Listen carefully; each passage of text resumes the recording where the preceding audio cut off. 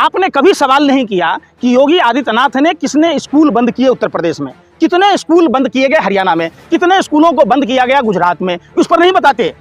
देखो आप लोगों का दो मुंहा सांप हो आप लोग कितने गिरे हुए हो यार। मैं क्या कह रहा हूँ, ये भारत सबका है ना, ये भारत सबका है, किसी के बाप का थोड़ा ही ना है।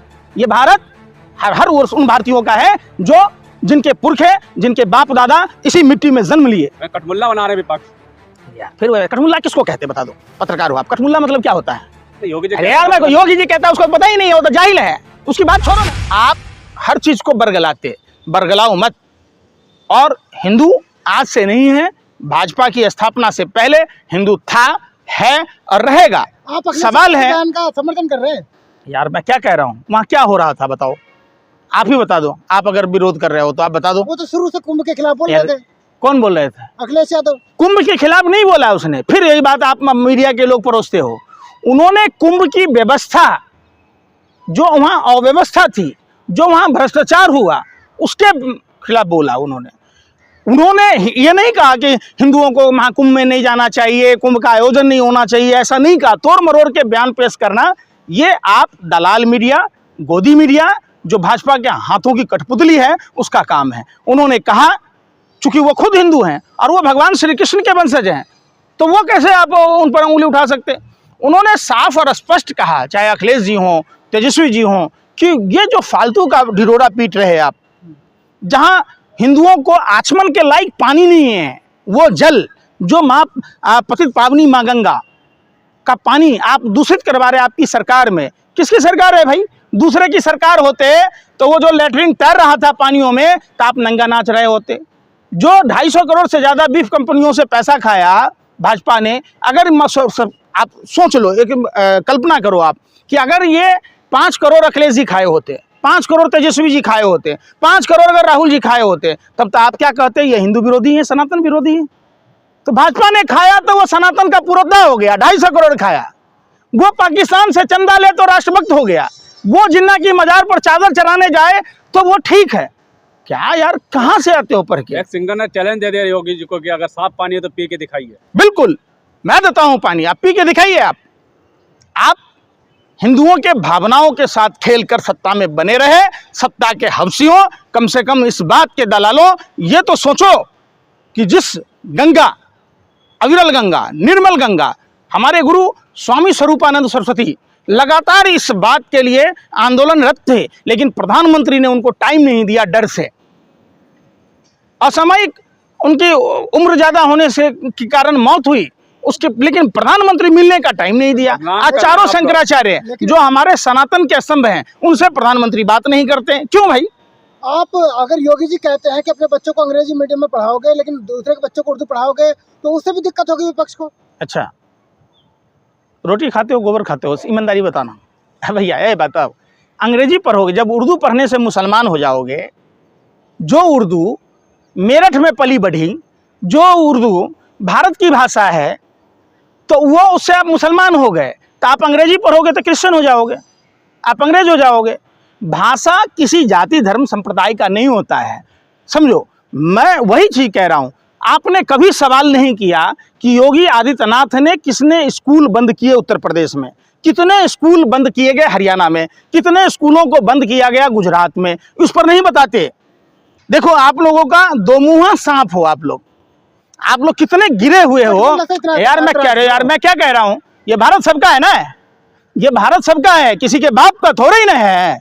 ये भारत हर उन भारतीयों का है जो जिनके पुरखे, जिनके बाप दादा इसी मिट्टी में जन्म लिए। कठमुल्ला बना रहे विपक्ष यार फिर कठमुल्ला किसको कहते बता दो, पत्रकार हो आप, कठमुल्ला मतलब क्या होता है?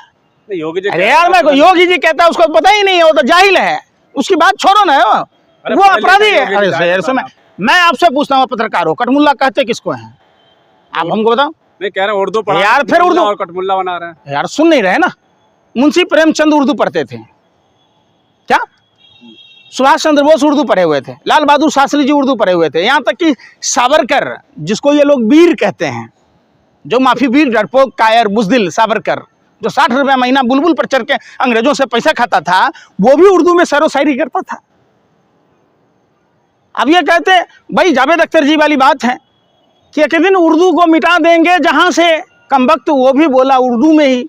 तो वही वाली बात है, खुद उत्तर प्रदेश के मुख्यमंत्री जब विधानसभा में उर्दू के खिलाफ बोल रहे थे 4 मिनट 28 सेकंड में, अगर मगर सरकार जैसे उर्दू शब्दों का इस्तेमाल किया।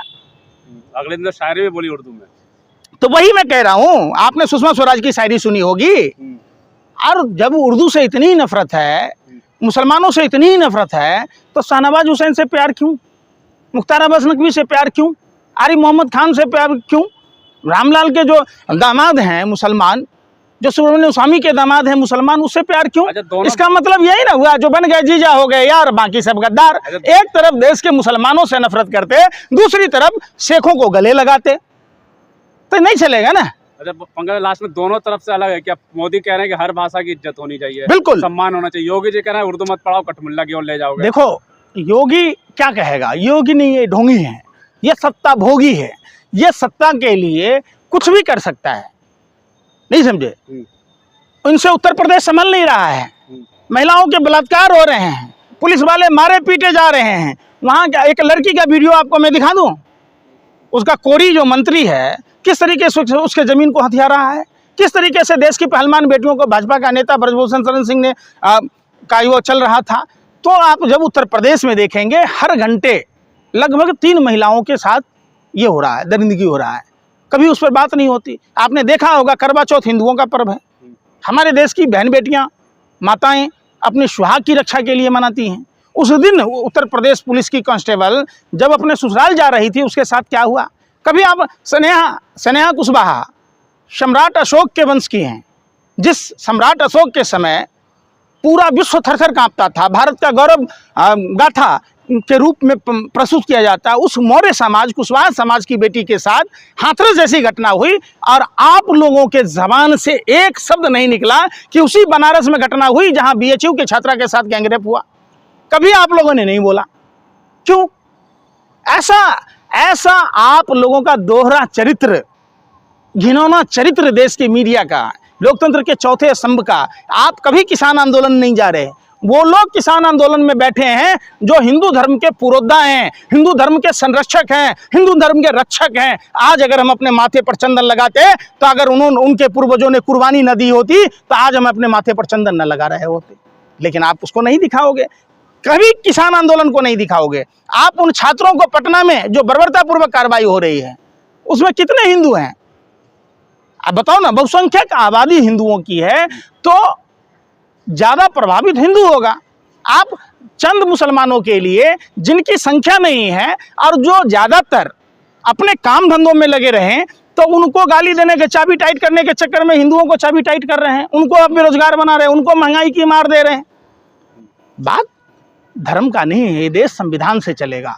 कोई भी धर्म के लोग हों, भारत का संविधान सभी धर्मों के सम्मान की बात कहता है। जो भी लोग किसी दूसरे धर्म पर आक्षेप करते हैं, किसी धर्म की बुराई करते हैं, उन सभी लोगों पर इस निंदा का कानून के तहत उनको सख्त से सख्त सजा मिलनी चाहिए। ये सब देखिए, भारत की इस समय 3 बड़ी समस्याएं हैं। क्राउड फंडिंग, समझ रहे बात, और लाउड स्पीकर। तीसरा है ये जो सोशल मीडिया देखकर जो प्यार मोहब्बत की बातें हैं। देश के लोगों को इन तीनों चीज़ों से बचने की ज़रूरत है। देश की 50% जो समस्या है वो ख़त्म हो जाएगी।